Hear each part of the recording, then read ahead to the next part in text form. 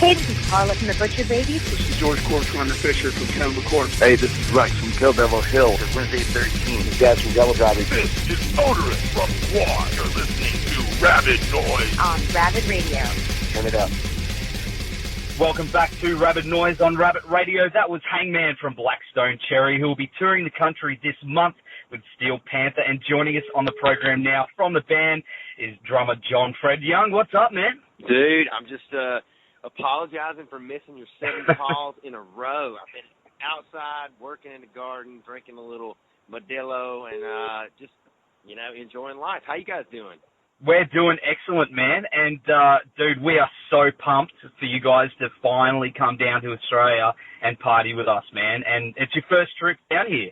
Yes, and we've tried so hard over the years to get down there. I hope everybody doesn't think we're just a bunch of jerks for not, coming. It's always like we'll have the opportunity, and then something crazy comes up. So we're finally getting down, and we love the Steel Panther guys. So it's a big honor to be to be sharing the stage with those guys. So we're just more than excited, and we thank you guys for having us. Oh man, it's going to be such a blast. Have you toured with those guys before? No, we've done some shows with them in England, and just doing some festivals in America, but never a full-blown tour. So I'm sure one of us are going to end up with a Steel Panther tramp stamp tattoo, and probably enough road stories to last a lifetime. So we're excited. They seem like a really great bunch of dudes and full of mischief. Are they as crazy to party with as their reputation is? I'll tell you what, every time we've been around them, they've been the sweetest guys ever. And I think it's so cool what they do, because, they've got this great, this great, stage thing that they do with Steel Panther, but at the end of the day, they're just incredible musicians. And, I love watching them play. And I remember, my cousin, my wife, and her cousin, we went to Nashville to see them play probably 3 years ago, and I called their manager, and I'm like, dude, we're an hour north of Nashville, in Kentucky where we live. I'm like, is there any way we can get tickets? And he's like, yeah. He's like, come on down, So we went and saw them, and just seeing, the guys play. It's hilarious, the shtick that they have. But then watching, the drum solo with Satchel, standing up and doing the guitar solo with, kicking the bass. It's good fun, man. It really is. And, of course, your set, man. I'm really looking forward to hearing some of these new ones, because I've been cranking Kentucky a hell of a lot lately, man, and it's such a killer album, dude. It's hard to pick a favorite, to be honest, man. I really like Rescue Me. That song kicks ass, man. The intro riff is just unbelievable. What can you tell me about the origins of that song? Thank you so much for spinning the record. That record is very dear to us. It was the first time we'd actually got to produce our own album in a decade since the band, did our first record back in 2006.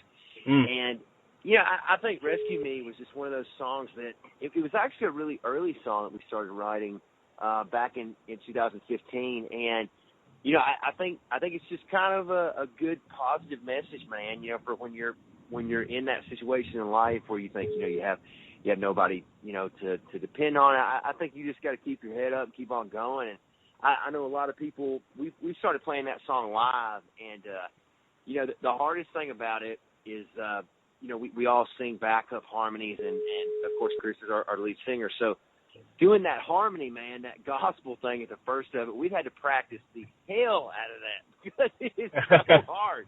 But we've really had a good time and enjoying ourselves playing all this stuff off the new record. So we're, it's so hard when you go to a new territory and you start playing, because you want to play, your new stuff. You want to play the songs that people know from your previous records. And man, I'm just so thankful that you guys, everybody I've talked to has said that, we've had a great following of people that have loved the band forever. And of course we get Facebook messages and people on Instagram, comment, hey, come to Australia, come and hang and party. And we're just like, man, we have got to get there. So we're finally here.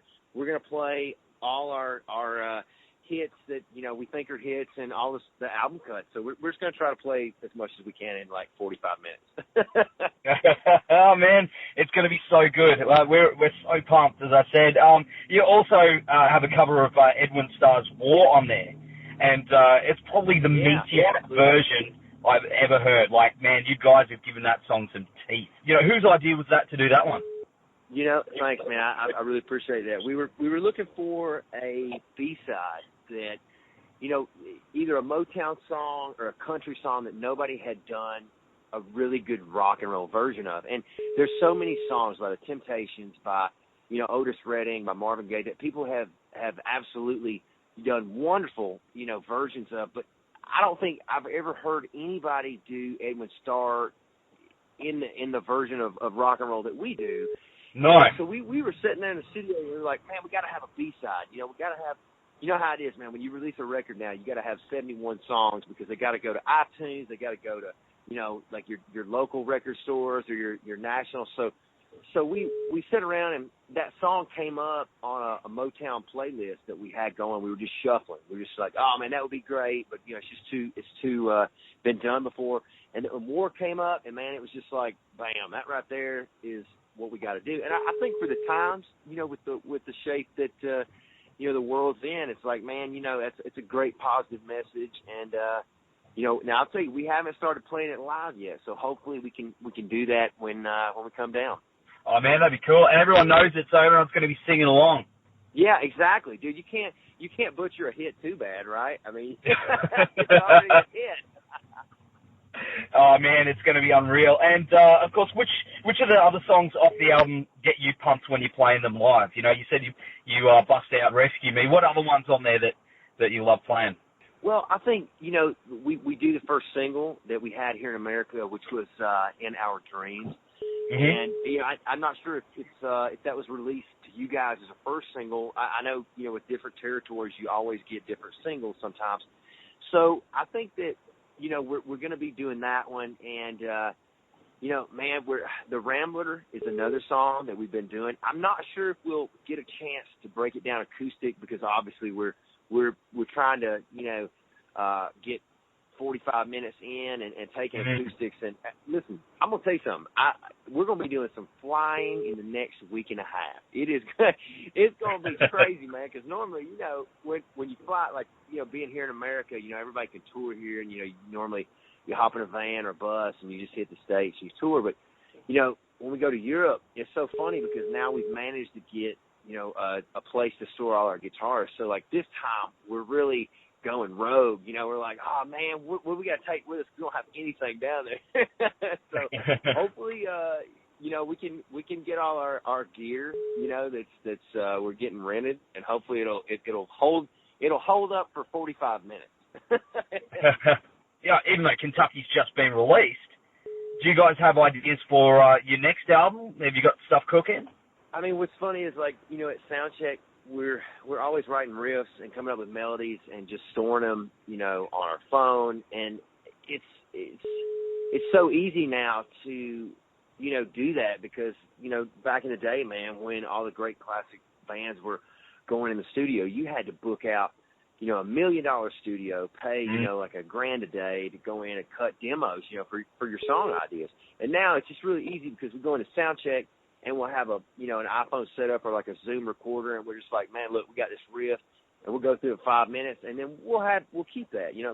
Back of the bus riding, we always do that, and then also we have a great farm in Kentucky that my grandparents and family own, so we've been fortunate enough to get down and have a place called the Practice House that my dad and uncle, who are in the band of Kentucky Headhunters, Southern rock, classic, country band from Kentucky.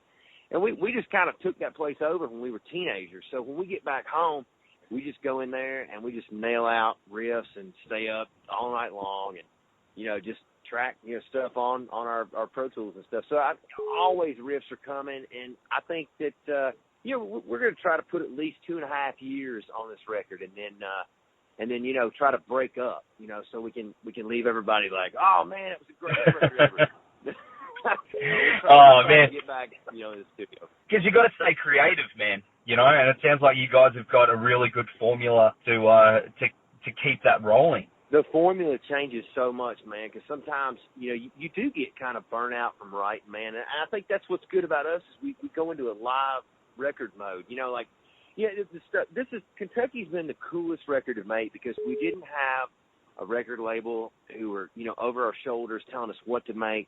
And we actually, we had a really friendly, departing of ways with our last record label. And we just kind of got in a spot where the creativity had gone away from working with each other. And so we were free agents for about 8 months. And we were running around just kind of, going, what's going to happen, And so, but we were making songs and we were writing music, and we got with a great label called Mascot out of Holland. And, man, they've been just letting us be who we are. So we had such a good time producing our first, ever record to take that responsibility on. And I think that, people can tell, there's no auto-tune on the vocals. There's no, there's no Pro Tools magicry. It's just, it's whatever we played in the studio, man, went on tape. And it's cool because, rock and roll is supposed to be dangerous. You're supposed to, that's the thing I think that all humans who gravitate toward music and rock and roll, it's a rebellious, dangerous music that allows you to be a creative, soul. And I think with a lot of music today, which, don't get me wrong, man, I like to jam out to some EDM when I'm, drinking Bud Light, at the house. But I'm saying that, rock and roll music needs to be dangerous because that's what it started as. If you go back to the Stones or Zeppelin or Cream, nothing was chopped up and nothing was auto-tuned. So I think we're trying to help that. We're trying to bring that back to the forefront. I think you guys do it perfectly because that's one thing about Kentucky. And your other albums as well. It's very honest and it's very raw and rock and roll. And as you said, there's so many bands out there doing the auto-tune thing and trying to make everything perfect, man. Sometimes little inconsistencies make it better. Like I love hearing that when bands are just busting out live with no safety net. And that's, as you said, it's got to be dangerous. Oh, yeah. Absolutely. Well, it's, man, there's a ton of great bands out there, and they're making terrific records. And it was just that we got really lucky, man. We were able to have a great studio back here at home, and we were very comfortable. And we just wanted to make a record that, we wanted to make. And honestly, man, we've always been a live band, and we're not good at making things really formulated. So I think that people will. I think people that haven't heard the record, go out, check it out. It's out everywhere. And the great thing about it is, man, there's like 5 different versions of it on vinyl. So there's you got collector's items, that you can go out and pick up everywhere. So, but we're very, very excited for people to hear it, and I think that it's with us too. It's like this is going to be our first show ever, our first time ever going to play shows in Australia, and I think that the only concern we have, because we know the shows are going to be great, we just don't want to get like snake bit or eaten by a shark or have irkanji eat our eyeballs out. Like that's the only thing we're worried about, and really good looking women. That's it. But they're the most dangerous. We're good. They're at the top of the predator list. Yeah. They're. Well, I know my wife is. That's so. My wife is too. Yeah, she's at the top of my predator list. She chews my head every day when I don't take out the garbage. So we're good. I'm safe. Oh man, that's awesome. Well, man, we're gonna go to the track "Rescue Me" from Kentucky now. Thanks so much for hanging with us on the show tonight, and we'll see you and the boys in Brisbane on June 20 at Eaton's Hill. Dude, thanks so much. Take care, brother, and I'll talk to you soon. Okay.